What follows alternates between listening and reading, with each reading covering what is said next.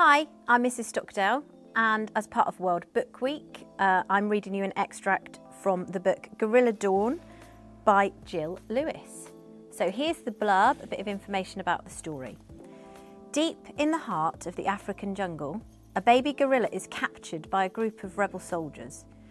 Imara and Bobo are two children also imprisoned in the rebels' camp. When they learn that the gorilla is destined to be sold into captivity, they swear to return it to the wild before it's too late. Set in the Democratic Republic of the Congo, close to the border of Rwanda, one of the last gorilla habitats on Earth, the book explores gorilla poaching and the mining of coltan from the rainforests that serve as the eastern lowlands gorilla habitat. Gill Lewis makes us aware of the dangers of gorilla extinction. Raw metal mining, extreme poverty and greed continue to fuel the destruction of the rainforest and endangers all that live and thrive there. This book is powerful and showcases the power of hope and strength of change that one person can bring to a situation. Chapter 1. Imara. Is it time, Imara? Imara left the shadows and stepped into the pool of moonlight, listening to the demon as he paced inside her mind. It is time, Imara. The men are waiting for you. They're waiting for you, your power to protect them. She knelt down and poured the contents of her water bottle into the ashes of last night's fire, stirring with her fingers, working the mixture into a gritty paste. All around her, the forest was dark and still, wrapped in silence. Nothing moved. High above, in the canopy, a pale mist clung to the leaves. Thin tendrils of vapour hung in the air as if the trees were holding their breath, waiting for dawn. The black mamba and his men were folded into the deep moon shadows. Only the cold light catching the metal of their rifles told them they were not of this place.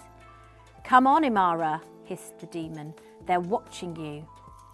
Imara's hands hovered over the ash paste and trembled. "Stupid girl, don't show your fear. You know what they'll do if you see your fear."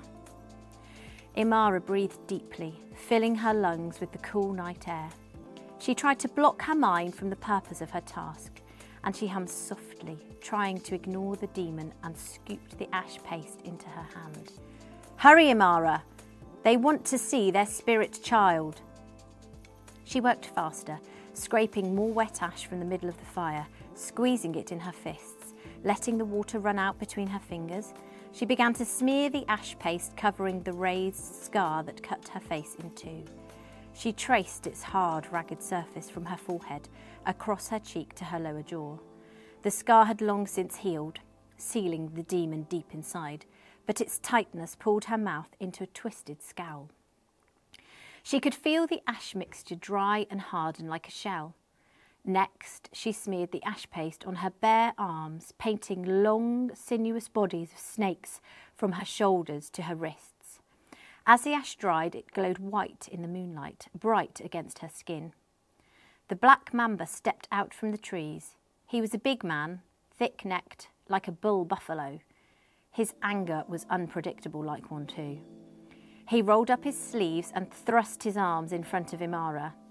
Her eyes came to rest on the snake bone amulet around his wrist, the snake from which the black mamba took his name. "Protect me, Imara," he whispered. Imara dipped her fingers into the ash and traced a snake along his forearm, curling the tail into a spiral. "It is done," she said. "The spirits will look after you. No one can harm you now." The black mamba nodded and stood up. "Now safeguard my men." The men lined up to have their arms painted with her dark magic, but none of them dared look Imara in the eye. She was the black mamba's spirit child. She talked with the devil and walked with the spirit world. The spirits protected her. She had been bitten by a black mamba and lived. "Come," said the black mamba. He held up his arm, the ash snake glowing bright in the darkness. "It's time to take back what is ours." Imara followed the black mamba and his men to the forest edge. She squeezed her eyes tight shut and gripped the barrel of her gun. The metal was cold against her skin. She focused on the sounds of the waking forest, on the leaves rippling in a fresh breeze above her and the chorus of birds.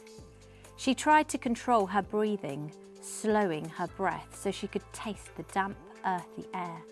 She tried to ignore the demon kicking inside her chest, but the demon would not be quiet. "Open your eyes, Imara." The demon beat his fist against her chest. Thump, thump, thump. "Open your eyes, Imara. They are not like us. They are weak. They deserve to die." Imara forced her eyes open and stared down to the village in the valley below. The sun had not yet risen above the mountains. Small fires flickered in the pale dawn light. Villagers moved between the huts, the reds and the yellows of women's skirts bright in the blue mist of early morning. The bleats of goats and the steady pounding of cassava carried up the hillside. Wood smoke drifted across the fields, bringing the smell of roasting corn to the forest edge where Imara crouched concealed in darkness. She made a circle with her finger and thumb and held it to her eye. She looked through to see the village, cupping it within her hand.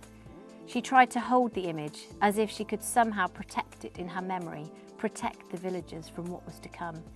But it was a new day, a new dawn. On the eastern horizon, a crimson light was bleeding into the sky.